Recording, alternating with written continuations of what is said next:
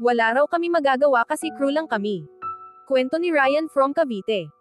Ate Bon, crew ako sa isang fast food na hindi ko napapangalanan.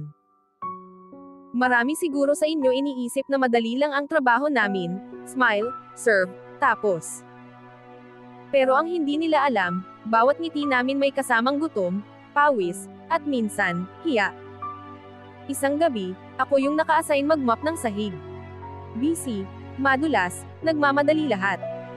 Biglang dumating si manager, yung tipo ng taong laging nag-aabang ng mali para makasigaw. Tiningnan niya yung sahig, sabay sigaw. Ano to? Parang palengke. Dila mo gamitin mo dyan kung ayaw mong ma-terminate. Akala ko biro. Pero nang tumawa siya, alam kong hindi. Sinabayan pa ng pagbuhos ng ketchup sa sahig. Luhod. Linisin mo yan ngayon. Para matuto ka. Tahimik ako. Gusto kong sumagot. Pero naisip ko, kung magsasalita ako, baka mawalan ako ng trabaho, yung trabahong bumubuhay sa pamilya ko. Kaya niluhuran ko yung sahig. Hindi ko dinilaan Ate Bon, pero nagpunas ako habang nanginginig ang kamay ko.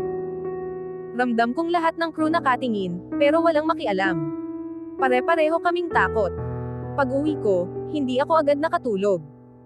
Hindi dahil sa pagod, kundi dahil sa hiya. Hinawakan ko yung uniforme ko at sabi ko sa sarili ko. Crew nga ako, pero hindi alipin. Kinabukasan, nag-file ako ng resignation. Sinabihan ako ng iba, sayang, dapat tiniis mo. Pero sabi ko, hindi ko tinitiis yung kawalan ng respeto. Lumipas ang 1 taon. Ngayon, nagtatrabaho na ako sa ibang branch, ibang kumpanya, mas maayos. At eto ang twist, Ate Bon. Yung dating manager namin, nakita ko kanina. Crew na siya. Tahimik lang ako habang nag-o-order ng burger. Nang makita niya ako, hindi siya makatingin. Sabi ko, "Sir, pakilinis nga ng mesa." Tumingin siya, halatang nahiya. Sabi ko ulit, "Joke lang po. Alam ko po pakiramdam ng nilalapastangan." Ngumiti siya ng pilit, at ako, ngumiti rin. Hindi para mang-insulto, kundi para ipakita na hindi ko kailangang mag-power trip para makabawi.